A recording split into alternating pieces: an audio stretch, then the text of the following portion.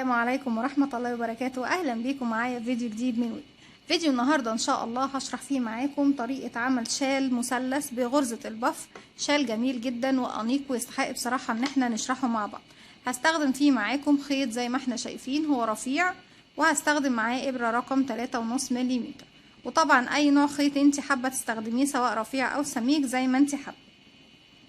هنبدأ نقول بسم الله الرحمن الرحيم. أول حاجة هبدأ أعملها هعمل دايرة سحرية، هسيب مسافة من الخيط وهلف الخيط على ايدي بالشكل دوت، اعمل حرف الاكس وهلف ايدي الناحية التانية.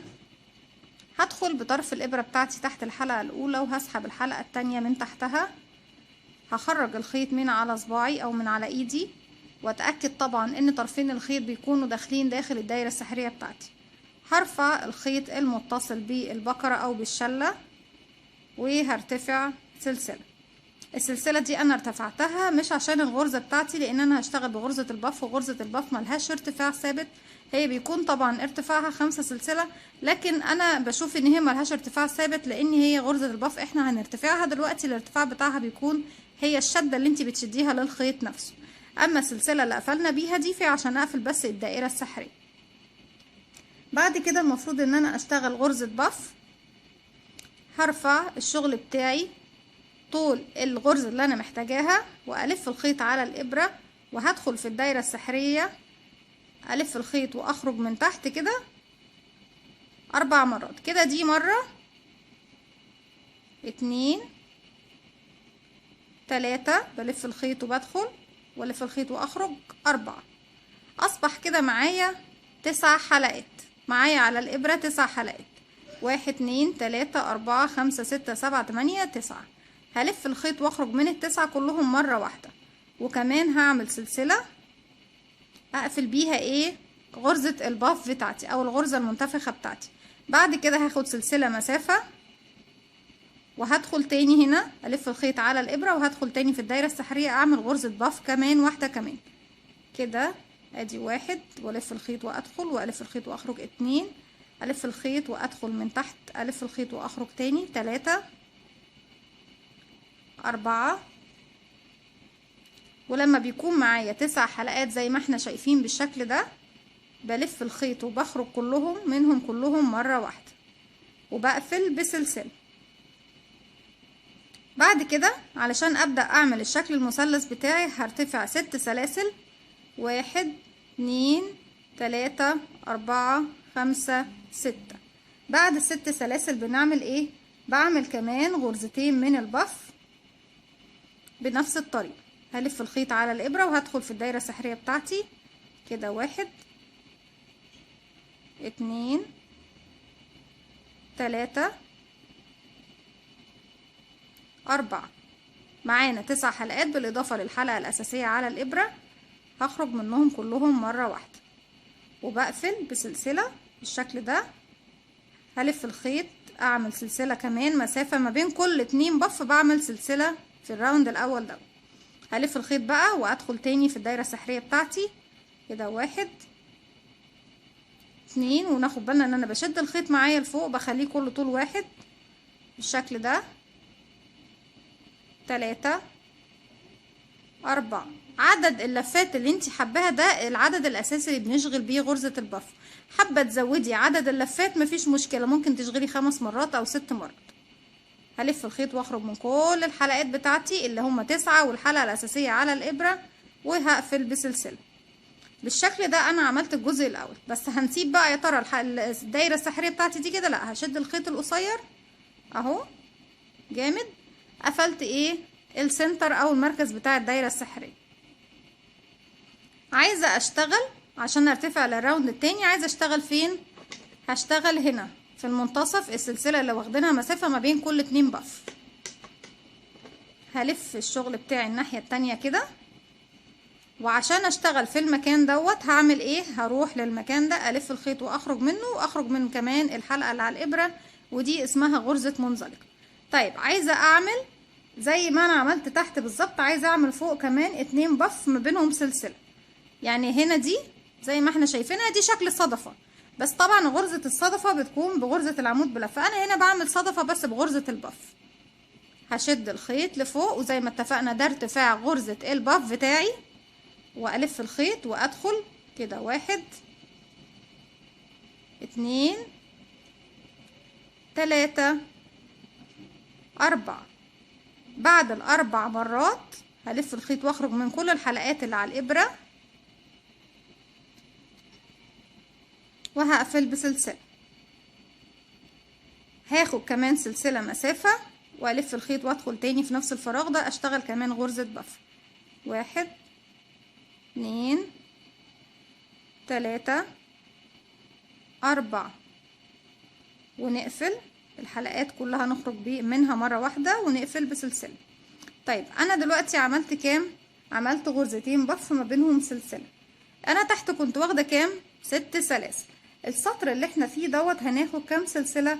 هاخد 9 سلاسل كده. 1 2 3 4 5 6 7 8 9. بعد ما عملت 9 سلاسل هروح فين؟ هروح للفراغ دوت، هسيب بقى ال6 سلاسل دول واروح للفراغ دوت واشتغل ايه؟ اشتغل كمان غرزتين من البف. الف الخيط على الابرة الاول وبدخل كده 1 2 3 4. معايا 9 حلقات، والحلقة اللي على الابرة هخرج منهم كلهم مرة واحدة والف الخيط واعمل سلسلة كده. قفلت غرزة البف الاولى، هاخد كمان سلسلة مسافة والف الخيط وادخل اعمل غرزة بف كمان تانية. 1 2 3 4، ونخرج من لف الخيط ونخرج من كل الحلقات الموجودة معايا، وبقفل كمان بسلسلة. طيب السطر اللي جاي هيكون شكله ايه؟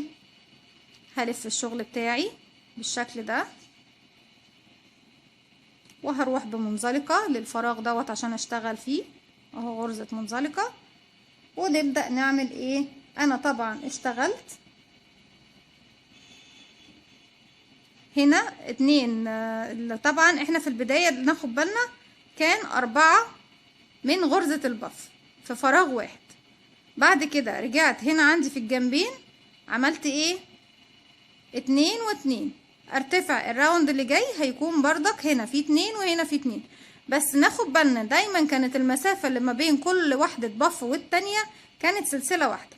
هبدأ اغير في المسافة دي، يعني انا دلوقتي هرتفع وهشتغل غرزة بف. ادي 1 2 3 4. هلف الخيط واخرج من الحلقات كلها مرة واحدة وهقفل بالسلسلة. تحت كنت باخد مسافة سلسلة، فوق هنا هاخد سلسلتين. ادي 1 2. عشان ايه؟ السطر اللي جاي هبدأ اعمل 4 بف في المسافة بتاعت السلسلتين دول عشان نبدأ نزود الشال بتاعنا. هلف الخيط وهدخل في الفراغ بتاعي اعمل كمان غرزة بف. ادي 1 2 3 4، والف الخيط واخرج من كل الحلقات اللي معايا على الابره واقفل كمان بسلسله. انا بقفل فوق البف بسلسله واحده، لكن المسافه اللي باخدها ما بين كل غرزه بف والتانيه بتختلف حسب السطر اللي احنا فيه. يعني في الراوند الاول كانت المسافه ما بين كل بف والغرزه التانيه كانت سلسله، السطر التاني كانت سلسله واحده بردك، السطر التالت بقى عندي سلسلتين. ونحفظ الخطوات دي لان الخطوات دي هتناها معايا طول الشال، وهنشوف دلوقتي كمان هنبدأ نتوسع في الشال بتاعنا ازاي. طيب انا تحت عملت كام سلسلة في الراوند رقم 2؟ 9 سلسلة. في الراوند ده هعمل 11 سلسلة.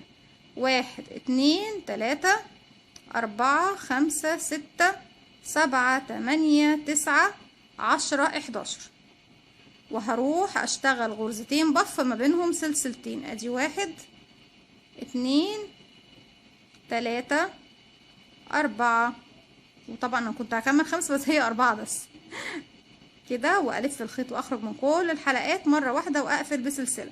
بعد السلسله اللي بقفل بيها باخد مسافه سلسلتين. 1 2، يعني لو هنحسب السلاسل هنا دول كده 3. ليه 3 يا رندا؟ لان انا قفلت الغرزه بتاعتي بسلسله وخدت مسافه سلسلتين. هلف الخيط وادخل تاني في نفس الفراغ واشتغل غرزه بف كمان كده. 1 2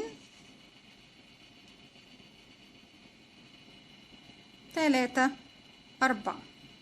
الف الخيط واخرج من كل الحلقات اللي عندي على الابرة وبقفل بسلسلة زي ما احنا شايفين الشكل بتاعنا اهو. ولسه طبعا احنا في اول جزء بنعمله. بعد كده هلف الشغل بتاعي الناحية دي وهاخد غرزة منزلقة عشان اوصل للفراغ دوت، وهبدأ اشتغل في المكان ده بقى ايه، هشتغل 4 بف. هبدأ اكون جزئية جديدة او مكان جديد، نقدر نقول مثلث. يعني هو بيبقى شكل ايه، جاي معايا كده وبيقفل تاني ويرجع. طبعا انا لما يقفل تاني بيكون عندي في الطرف ده وفي الطرف ده بنبدأ نفتح ايه، خانتين كمان، وفوق هيبقوا 3 خانات، وهكذا لغاية ما طبعا نوصل لعرض الشال اللي احنا عاوزينه. الارتفاع طبعا بيكون حوالي 1.5 متر، والعرض بيكون 1.60 متر او 2 متر طبعا حسب ما انت عايزة عرض الشال بتاعي. هبدأ دلوقتي اشتغل، هشد الخيط بتاعي واشتغل غرزة بف. ادي 1 2 3 4، واخرج من كل الحلقات واقفل بسلسلة. هاخد كمان سلسلة مسافة. انا في السطر ده هاخد سلسلة واحدة، ليه؟ لان انا كده بكرر السطر رقم 1، ونركز مع بعض كويس. يعني انا في السطر رقم 1 كنت باخد مسافة ما بين كل بف وبف سلسلة، السطر رقم 2 كان سلسلة، السطر رقم 3 كان سلسلتين. هرجع كده انا كأني بكرر تاني السطر رقم 1 في الجزئية دي. هلف الخيط وادخل اعمل كمان وحدة بف. ادي 1 2 3 4. طيب واقفل بسلسلة ما بين كل 2 بف تحت. عملنا ايه، 6 سلاسل مسافة. ادي 1 2 3 4 5 6. بعد ال6 هدخل تاني في نفس الفراغ واشتغل كمان 2 ايه بف. ادي 1 2 3 4.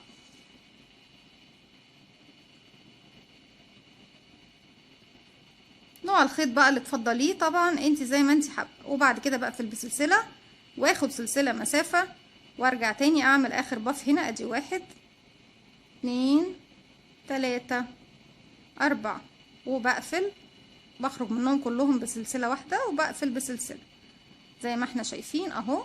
كده انا بدأت اكون ايه، هقفل الجزئيه دي كده، وكونت كمان هنا كمان خانه تانية نبدأ نعمل بيها نفس الخطوات اللي عملناها تحت.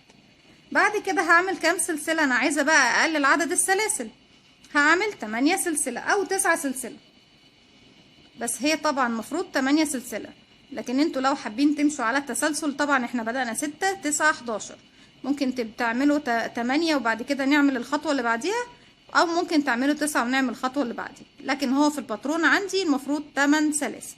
يبقى كده 1 2 3 4 5 6 7 8. وهروح فين، هلف الخيط بتاعي واروح اعمل زي الخانة اللي عملتها دي بالظبط، هعملها هنا 4 غرزة بف. بين كل 2 فيهم سلسلة، وبعد كل 2 بنعمل 6 سلاسل مسافة ما بينهم هما الاتنين. كده 1 2 3 4. هخرج من كل الحلقات مع بعض واقفل بسلسلة واخد كمان سلسلة مسافة. هرجع تاني اعمل واحدة كمان بف. 1 2 3 4، ونقفل غرزة البف بتاعتنا. بعد ما عملت 2 بف باخد 6 سلسلة. 1 2 3 4 5 6. هرجع تاني الف الخيط وادخل اعمل 2 بف. 1 2 3 4، والف الخيط واخرج من كل الحلقات ومن حلقة كمان اللي على الابرة، والف الخيط واعمل سلسلة. هاخد سلسلة مسافة وهدخل تاني اعمل اخر غرزة بف. ادي 1 2 3 4، والف الخيط واخرج من كل الحلقات واقفل بسلسلة. طيب تعالوا بقى نشوف مع بعض الشكل بتاعنا بقى ايه اهو. تحت انا بدأت ب4، رجعت 2 و2 2 و2، رجعت تاني 4، وطبعا عدد السلاسل اللي في المنتصف عندي بيبدأ 6 9 11 8. والسطر اللي جاي ده اللي جاي كمان هنشوف هنعمل فيه ايه. انا كنت هنا عملت زاوية جديدة وعملت هنا زاوية جديدة. بعد ما بعمل الزاوية الجديدة بعمل ايه؟ ببدأ اكرر نفس الخطوات اللي كانت هنا في الداخل. هلف الشغل بتاعي الناحية التانية. عاوزة اشتغل فين؟ عاوزة اشتغل هنا في الفراغ ده. هروح بمنزلقة، غرزة منزلقة، وهرفع الخيط وهشتغل غرزة بف. ادي 1 2 3 4، واقفل الغرزة بتاعتي واقفلها بسلسلة، واخد سلسلة مسافة. طبعا احنا اتفقنا السطر رقم 2 بيكون سلسلة مسافة. ادي 1 2 3 4، والف الخيط واخرج من الحلقات كلها واقفل بسلسلة. بعد كده بنعمل ايه؟ الخطوة اللي تحت دي كانت كام؟ باخد 9 سلسلة.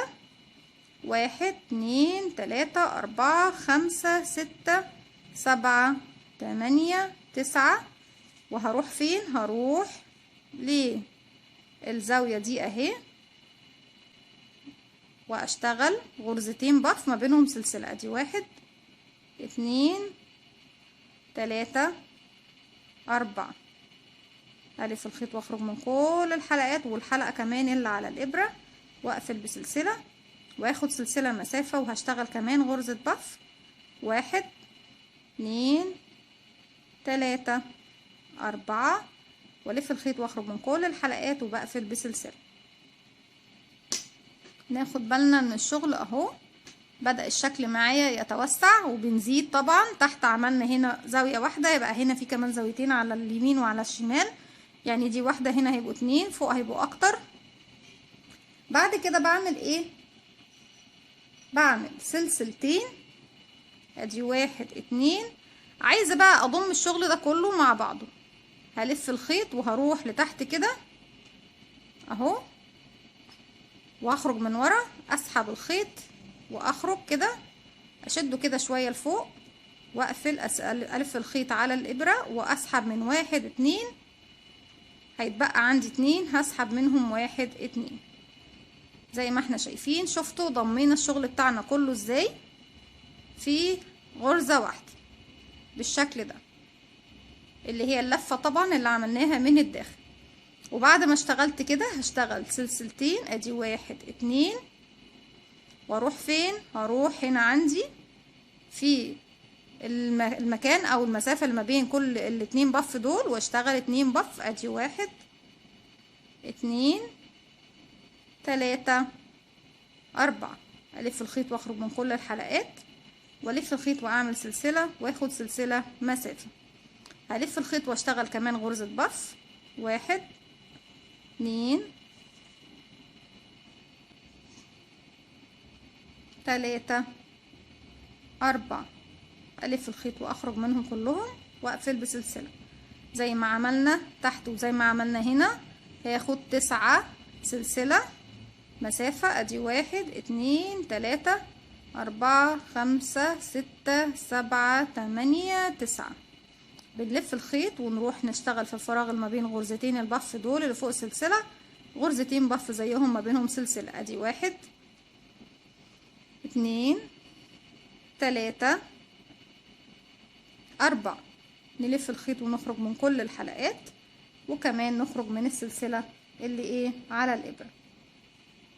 كمان هاخد سلسلة مسافة، الف الخيط وادخل تاني في نفس الفراغ. 1 2 3 4. بعد كده هلف الخيط واخرج منهم وهقفل بايه؟ بسلسلة. هلف الشغل بتاعي الناحية التانية وهشتغل هنا ايه. طبعا احنا متعودين ان احنا بنشتغل في كل زي ما احنا سميناها اللي هي عاملة زي ايه؟ زي الصدفة. همشي بغرزة منزلقة، هسحب الخيط لفوق واشتغل بف. 1 2 3 4، الف الخيط واخرج منهم كلهم واعمل سلسلة. السطر رقم 3 هنشتغل فيه 2 سلسلة مسافة. ادي 1 2. ليه؟ لاني فوق هبدأ اشتغل فوق المكان دوت 4 بف، فعشان كده السلسلتين دول يدوني المسافة ان انا ايه اقدر اشتغل فيها. ارجع اشتغل بف كمان. ادي 1 2 3 4، والف الخيط واخرج منهم كلهم مرة واحدة، والف الخيط واعمل سلسلة. هرجع اشتغل 11 سلسلة، 1 2 3 4 5 6 7 8 9 10 11. واروح اشتغل فين؟ هروح اشتغل في المكان التاني اللي هي الزاوية التانية. 2 بف، ادي 1 2 3 4، والف الخيط واخرج منهم كلهم مرة واحدة، ومن الحلقة اللي على الابرة واعمل سلسلة واخد مسافة سلسلتين، ادي 1 2. هدخل تاني هنا اشتغل بف، بس المكان دوت لازم ناخد بالنا فيه كويس جدا، لاني هعمل البف اللي هي جاية دي والبف اللي في الناحية التانية الاولى هشغلهم الاتنين في حلقة واحدة. طب ازاي هنعملها دي يا رندا؟ تعالوا نشوف مع بعض. هدخل هلف الخيط وادخل في الفراغ بتاعي اشغل، ادي 1 2 3 4. مش هخرج بقى من الحلقات دي دلوقتي، لان انا عايزه اخد دي ودي مع بعض في حلقة واحدة. يبقى بدل ما هلف الخيط واخرج من الحلقات كلها، لا هستنى شوية، هلف الخيط واروح فين؟ هسيب كمان الفراغ ده كله او الشغل ده كله، هروح فين؟ الزاوية دي اللي جاية. هشتغل كمان غرزة بف، ادي 1 2 3 4. اذا انا عندي على الابرة كام حلقة؟ عندي 9 و9 والواحد، يعني عندي 10 و9 19 حلقة. هلف الخيط واخرج منهم كلهم مرة واحدة بما فيهم الحلقة اللي على الابرة، وهقفل بسلسلة. شايفين معايا قد ايه؟ انا معايا 1 2 ودي رقم 3، هاخد سلسلتين مسافة، دي 1 2، وهروح فين؟ هنا هشغل اخر بف في المجموعة دي، ادي 1 2 3 4. هلف الخيط واخرج منهم كلهم مرة واحدة وهقفل بسلسلة. شايفين ايه اللي حصل معايا؟ اللي حصل معايا ان انا بقى عندي هنا ايه؟ انا هنا بكمل طبعا الزاوية دي، وهنا بدأت اعمل زاوية في النص. انا هنا كونت مجموعة من 4 بف زي تحت بالظبط. اذا هنا عندي المكان ده هيبقى فيه نفس الشغل ده هو تاني، هيطلع كده وكده ويقفل من فوق، وعندي الزاوية دي وعندي الزاوية دي.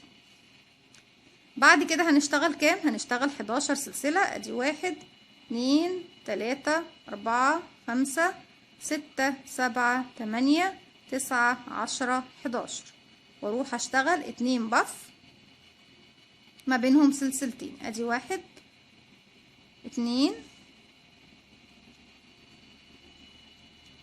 3 4. هلف الخيط واخرج منهم كلهم ومن الحلقة اللي على الابرة، وهقفل بسلسلة وسلسلتين مسافة، ادي 1 2. تاني هرجع اعمل بف 1 2 3 4، وهلف الخيط واخرج من كل الحلقات. وكمان هعمل ايه؟ هعمل سلسلة اقفل بيها ايه؟ الغرزة بتاعتي. الشكل بتاعنا هيبدأ يبان اكتر اهو بالطريقة دي. طيب السطر اللي جاي هيكون ايه؟ هيكون بالظبط زي تحت، ان انا بشغل. هنشغل كام؟ احنا دلوقتي شغلنا 2 و2، هنشغل بقى 4 في كل زاوية. هنلف الشغل بتاعنا الناحية التانية ونمشي بغرزة منزلقة علشان اشتغل من الفراغ. هرتفع بالشكل ده وهشتغل 1 2 3 4. اول غرزة بف هقفلها بسلسلة وهاخد مسافة، هشتغل كمان غرزة بف 1 2 3 4، والف الخيط واسحبه من كل الحلقات واقفل بسلسلة. دلوقتي انا اشتغلت ايه؟ غرزتين بف. اتفقنا ان احنا بنكون زاوية جديدة في السطر رقم 3، يعني انا عندي كده اللي هو سطر رقم ايه؟ 4 1 اللي هي تكون تكوين الزاوية الجديدة، 2 3، وفي السطر رقم 4 بكون زاوية جديدة. هشتغل 1 2 3 4 5 6. بعد كده الف الخيط واشتغل في نفس المكان 2 بف 1 2 3 4، والف الخيط واخرج من كل الحلقات اللي على الابرة واقفل بسلسلة واخد سلسلة مسافة واشتغل بف كمان، ادي 1 2 3 4 والف الخيط واخرج من كل الحلقات واقفل كمان بسلسلة. طيب انا عندي دلوقتي ايه؟ لو ناخد بالنا عندي كده 6 سلاسل، 9 سلاسل، 11 سلسلة. المفروض المسافة اللي جاية هتكون 8 سلسلة. ادي 1 2 3 4 5 6 7 8. واروح اشتغل فين؟ هروح اشتغل بقى في المكان دوت اهو، اللي هي تعتبر الزاوية بتاعتي الجديدة. هروح اشتغل ادي 1 2 3 4. الف الخيط واخرج من كل الحلقات واقفل بسلسلة، واخد كمان سلسلة مسافة واشتغل كمان غرزة بف. ادي 1 2 3 4 واخرج من كل الحلقات واقفل كمان الغرزة بتاعتي. طيب انا عاوزة اكون زاوية في النص هنا. بعد ما اشتغلت 2 بف هنا في الفراغ دوت، هشتغل 1 2 3 4 5 6. واشتغل فين؟ هشتغل هنا في الفراغ اللي بعده على طول اهو ده. ادي 1 2 3 4 وبقفل غرزة الباف بتاعتي وبقفل سلسلة وباخد سلسلة مسافة واشتغل كمان في نفس الفراغ غرزة باف كمان. ادي 1 2 3 4 وبقفل غرزة الباف بتاعتي زي ما احنا شايفين وبقفلها بسلسلة. بكرر اللي انا عملته على اليمين هو هعمله على الشمال. هاخد 8 سلسلة وهروح اشتغل هنا 4 باف، يعني 2 باف وبعد كده ما بينهم سلسلة واحدة، يعني باف وسلسلة وباف، وارجع 6 سلاسل وارجع باف وسلسلة وباف، يعني 4 باف ما بين الاولانية والتانية سلسلة، وفي النص 6 سلاسل والاخيرة واللي قبلها سلسلة. ادي 1 2 3 4 5 6 واروح فين؟ 7 8 ونروح نشتغل في الزاوية دي. ادي 1 2 3 4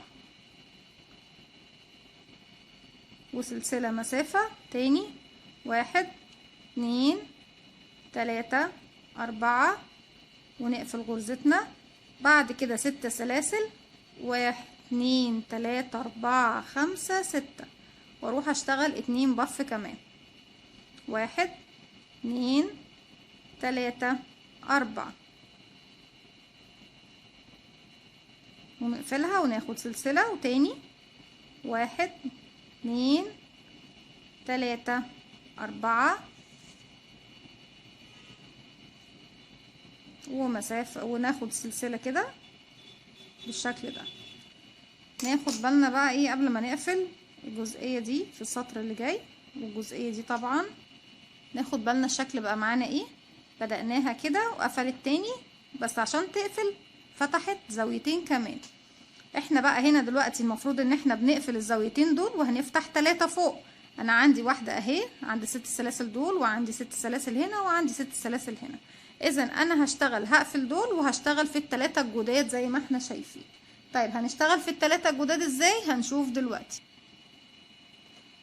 هنلف الشغل بتاعنا الناحية التانية وهمشي بغرزة منزلقة وبنفضل بقى نكرر نفس الخطوات. هرتفع واشتغل 2 بف. ادي 1 2 3 4 واقفلها واخد سلسلة مسافة. ده يعتبر السطر رقم 2، يبقى سلسلة مسافة. وتاني هشغل غرزة بف كمان. ادي 1 2 3 4 ونقفل غرزة الباف دي وناخد سلسلة عشان نقفلها.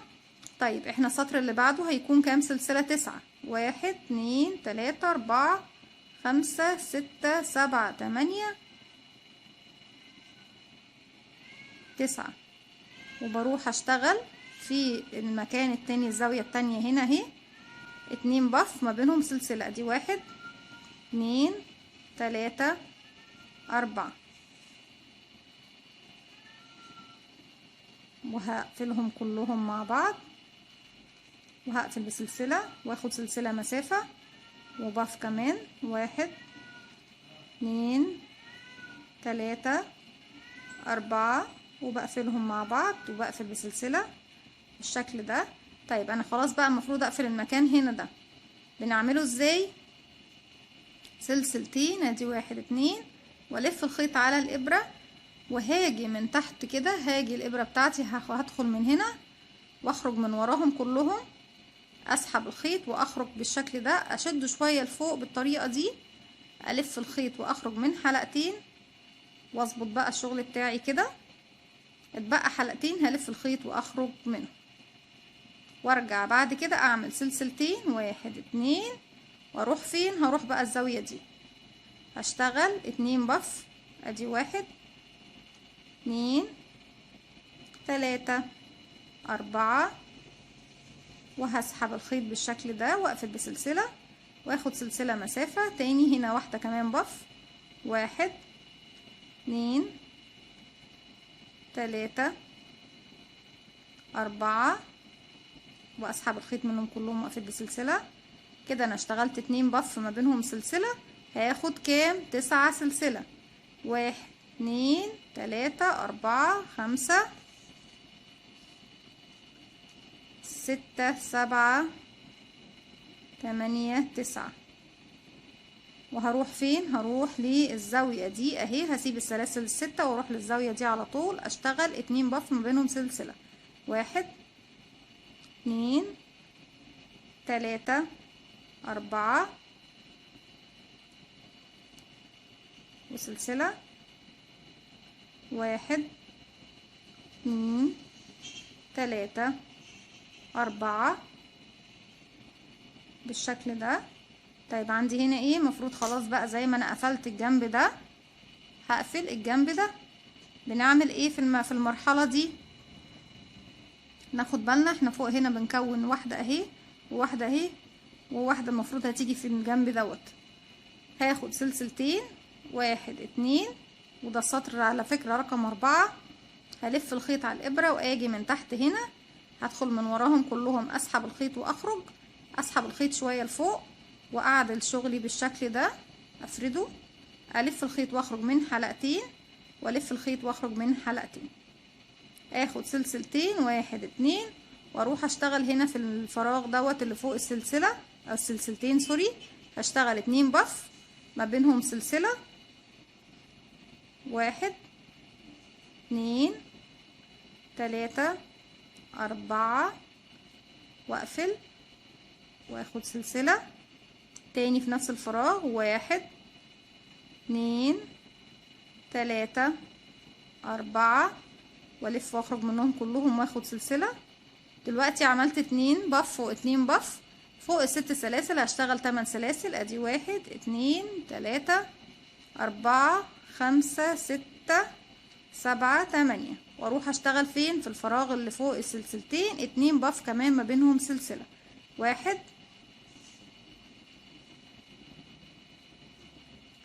2 3 4 والف الخيط واخرج من كل الحلقات اللي على الابرة والف الخيط واعمل سلسلة وسلسلة مسافة، وتاني 1 2 3 4 الف الخيط واخرج واعمل سلسلة بالشكل ده اهو. بدأ الشكل بتاعي يبان اكتر. تحت كان عندي زي ما احنا شايفين زاوية واحدة، فوق هنا كونا زاويتين، بدأنا نكون الزاوية التالتة هنا. تعالوا نشوف هنكمل ازاي. هلف الشغل بتاعي الناحية التانية. انا دوت السطر رقم كام؟ يعتبر ادي المكان بتاع الزاوية رقم 1 2، رقم 3 هدخل بمنزلقة وارفع واشتغل 2 بف ما بينهم سلسلتين، ادي 1 2 3 4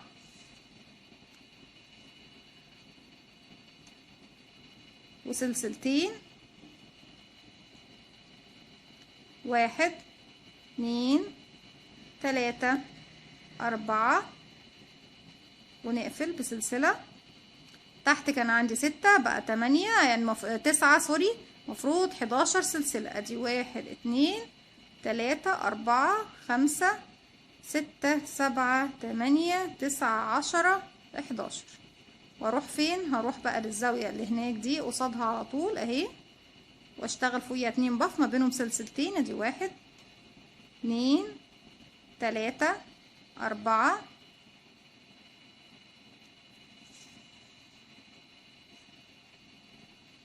واقفل واخد سلسلتين، 1 2 وواحدة كمان بف، 1 2 3 4 واقفل غرزة البف بتاعتي واخد سلسلة.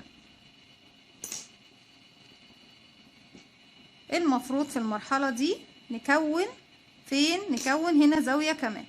المفروض ان انا ما كنتش اقفل هنا في المكان دوت. هعمل ايه؟ هوريكم دلوقتي. المفروض زي ما قلت لكم احنا ما كناش قفلنا هنا. هنعمل ايه؟ هعمل كده. انا طبعا هرجع الباف الاخيرة دي بعد ما اخدت السلسلتين، لان المفروض ان احنا بنشتغل ايه، بس انا ايه نسيت معاكم. المفروض ان احنا بنيجي في المكان دوت فوق السلسلتين اللي بنكون اخدناهم خلاص وقفلنا بيهم الجزئية دي اهو كده اقرب اهو عشان نشوف اكتر. ما ننساش الحتة دي خالص.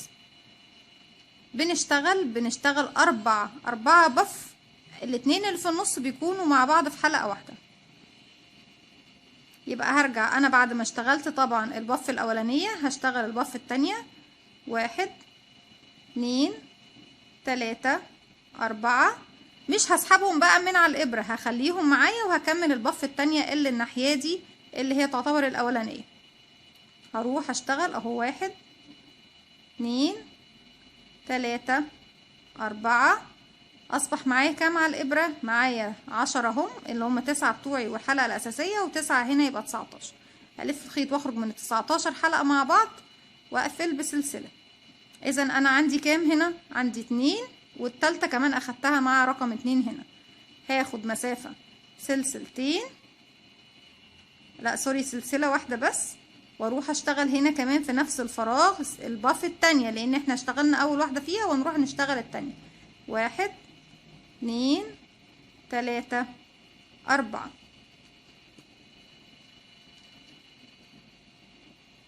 وهنقفل الحلقات بتاعتنا كلها مرة واحدة، والف الخيط واخرج منهم كده مع بعض. يبقى انا قفلت خلاص الزاوية دي كده اهو كده اهو. وهنا المفروض خلاص السطر اللي جاي هنعمل هنا 4، وهنا هنكمل ايه 2 و6 سلاسل و2، بس هنكمل مع بعض زي ما احنا شايفين. احنا دلوقتي بعد ما عملنا دول المفروض هنعمل 11 سلسلة، 1 2 3 4 5 6 7 8 9 10 11. وهروح اشتغل فين؟ هشتغل في المكان دوت، بس المكان دوت بردك عشان ناخد بالنا وما ننساش زي ما نسينا هنا. هنشتغل الزاوية فيها 4 وحدات بف مع بعضهم زي ما اشتغلناهم هنا. هنشوف دلوقتي ازاي. هلف الخيط وادخل في الفراغ دوت الزاوية دي على طول اشتغل 2 بف، 1 2 3 4. اول واحدة انا بخرج من حلقاتها كلها وبقفلها بسلسلة. تاني واحدة مش هخرج من الحلقات اللي فيها، هنشتغل ادي 1 2 3 4، وهخلي الحلقات على الابرة زي ما احنا شايفين، والف الخيط واروح فين؟ هروح اشتغل في الزاوية دي اول غرزة منها. 1 2 3 4. اصبح معايا 19 حلقة على الابرة. الف الخيط واخرج منهم كلهم مرة واحدة واقفلهم بسلسلة، واخد سلسلة مسافة، وهشتغل كمان غرزة بف في نفس المكان. ادي 1 2 3 4. وهلف الخيط واخرج منهم كلهم مرة واحدة والف الخيط واعمل سلسلة. دلوقتي المفروض اروح اعمل ايه؟ هعمل 11. ادي 1 2 3 4 5 6 7 8 9 10 11. واروح اشتغل فين؟ هشتغل هنا 2 بف من بينهم سلسلتين. ادي 1 2 3 4، والف الخيط واخرج من الحلقات كلها واقفل بسلسلة واخد سلسلتين مسافة. 1 2. ارجع تاني غرزة بف كمان. ادي 1 2 3 4 والف الخيط واخرج منهم كلهم واقفل بسلسلة. نشوف بقى الشكل بتاعنا بقى شكله ايه اهو. اصبح انا عندي دي اتقفلت ودي اتقفلت ودي اتقفلت، بس عندي فوق بقى احنا فاتحين ايه 3 زوايا. هاي المفروض ان في فوق هنا دلوقتي السطر اللي جاي هنكون زاوية هنا وزاوية هنا، وهيكون عندي زي ما احنا شايفين اهو، هيكون ادي واحد زاوية هنا وزاوية هنا وزاوية هنا وزاوية هنا، هيكون عندي ايه 4 زوايا. يبقى فوق هيكون العدد معايا 4. نكمل الراوند بتاعنا. هنلف الشغل بتاعنا الناحية دي، همشي بمنزلقة هنا فوق السلسلتين. فوق السلسلتين هنبدأ نكون ايه مجموعة جديدة زي ما اتفقنا. السطر الرابع دايما بنكون مجموعة جديدة كده، ده 1 2 3 واللي جاي ده الرابع. هنشتغل ادي 1 2 3 4 وسلسلة 1 2 3 4 وسلسلة. وبعد السلسلة المرة دي بقى هنعمل ايه 6 سلاسل، 1 2 3 4 5 6، واروح اشتغل ايه هنا ادي 1 2 3 4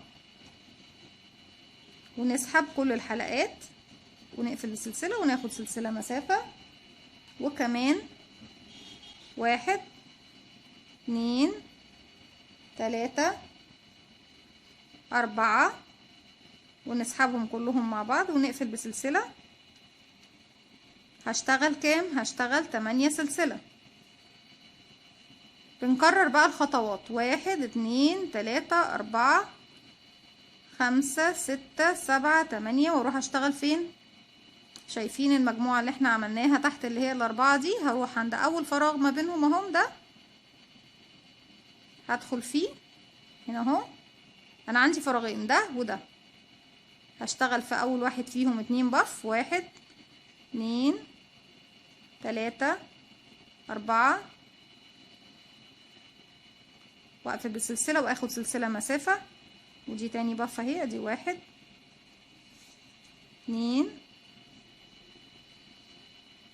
3 4 واقفل واخد 6 سلاسل. زي ما عملت هنا 6 سلاسل ما بين ال4 هعمل هنا 6 سلاسل، 1 2 3 4 5 6. الف الخيط وهروح للزاوية اللي جنبها دي على طول اهي فوق ال2 بف التانيين واشتغل 1 2 3 4 واقفل بسلسلة واخد سلسلة مسافة، وتاني باف كمان ادي 1 2 3 4 والف الخيط واخرج منهم كلهم واقفل بسلسلة. هنشتغل هنا كام؟ فوق ال11 سلسلة هيكونوا 8 سلاسل، 1 2 3 4 5 6 7 8 والف الخيط واروح اشتغل هنا اهو عندي الزاوية دي اللي تحت اللي فيها 4. فوق الفراغ الاولاني السلسلتين هشتغل 2 و6 سلاسل و2 وهنكمل اول فراغ في الزاوية دي ادي 1 2 3 4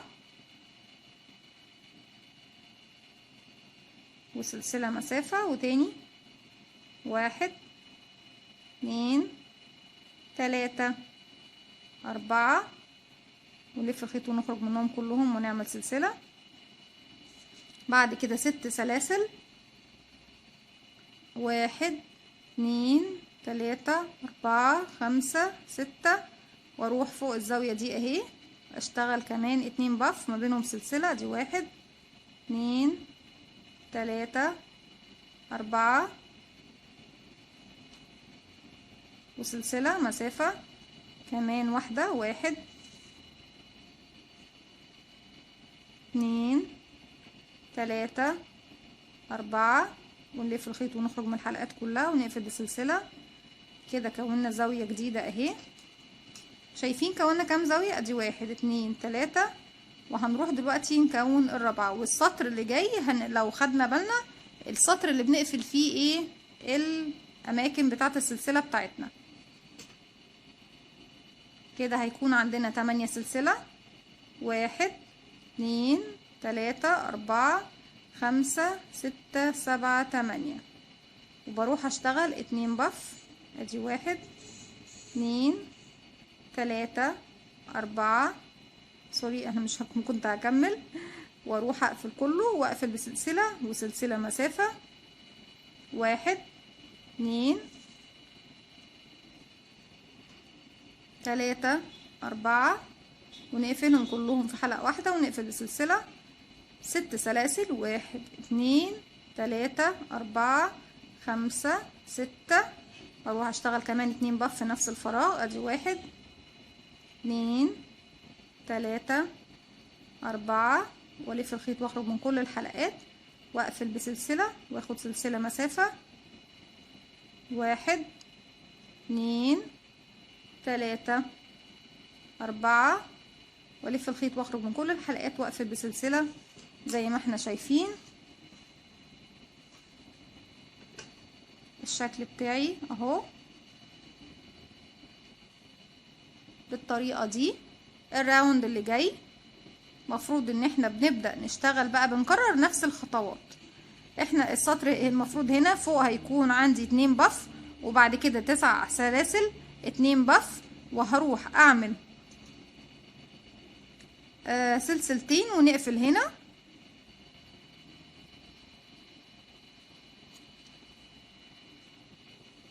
هعدل لكم بس الشغل الناحية التانية المفروض عشان ايه نكون على نفس اتجاه الشغل. زي ما اتفقت معاكم هنمشي بمنزلقة هنا عشان نشتغل في المنتصف اللي هو الفراغ دوت اهو، ده هشتغل فيه 2 بف. هرجع بعد الاتنين بف بيكون ما بينهم سلسلة واحدة، ده تعتبر السطر ايه رقم 2، لان هنا عندي الاربعة يعتبر السطر رقم 1. السطر التاني بيكون مسافة ما بين كل 2 بف. هنا 6 سلاسل، فوق هيكون 9. ارجع اشتغل في الفراغ اللي فوق السلسلة اللي تحت دي اللي هما بين الاتنين بف دول، هشتغل 2 بف كمان ما بينهم سلسلة واحدة. هرجع في المكان دوت هشتغل سلسلتين واروح اقفل هنا زي ما اتفقنا، زي ما احنا اتعلمنا طبعا في الثلاث خطوات دول اللي عملناهم. عملنا مرة هنا ومرتين هنا هم يبقوا 3. ارجع تاني بعد اشتغل سلسلتين واروح اشتغل هنا 2 بف ما بينهم سلسلة، وهكذا بكرر الخطوات بتاعتي واقفل هنا وارجع اكرر هنا واقفل هنا وارجع اكرر هنا واقفل هنا وارجع ارتفع بنفس الطريقة. بنفضل نكرر الخطوات بتاعتنا لغاية ما نوصل طبعا لعرض الشال والطول الشال اللي احنا حابين. دي كانت فكرتي النهاردة، شال بغرزة البف معمول بشكل جديد وشكل انيق وجميل جدا. اتمنى النهاردة الفكرة تنول اعجابكم. لو عجبكم الفيديو اعملوا لي لايك وشير وسبسكرايب، واستنوني في فيديو جديد من وي.